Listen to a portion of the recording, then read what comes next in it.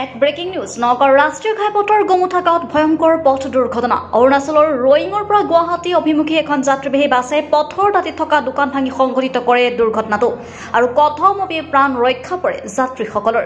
চালকৰ টোপনিৰ বাবে সংঘটিত হয় এই দুৰ্ঘটনা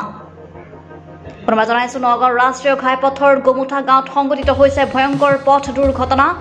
অৰুণাচলৰ ৰয়িঙৰ পৰা গুৱাহাটী অভিমুখী এখন যাত্ৰীবাহী বাছে পথৰ দাঁতিত থকা দোকান ভাঙি সংঘটিত কৰিলে এই দুৰ্ঘটনাটো কথমপি প্ৰাণ ৰক্ষা পৰে যাত্ৰীসকলৰ চালকৰ টোপনিৰ বাবে সংঘটিত হয় এই দুৰ্ঘটনা আপুনি ক'ৰ পৰা আহি আছিলে নমস্কাৰ মই মাকুমৰ পৰা আহি আছো এখন গাড়ীতে আহিছিলে হয় কি হ'ল গাড়ীখন হঠাতে লাইন কাটি পিনে মানে দোকানত খুন্দাল মাৰিলে কোনোবা এক সাইড হৈ গ'ল কাৰোবাৰ কিবা হেৰি হৈছে নেকি জখম হৈছে নেকি জখমটো মানুহৰ বৰ্তমান একো হোৱা নাই মানুহখিনি ঠিকে ওলালে গাড়ীখন ক'ৰবাৰ ক'লৈ আহি আছিলে গাড়ীখন মইতো তিনিচুকীয়াৰ পৰা মাকুমৰ পৰা আহি তিনিচুকীয়াত উঠিছিলোঁ মই খানাপাৰাত যাম বুলি কাৰো একো ক্ষয় ক্ষতি হোৱা নাই নাই বৰ্তমান নাই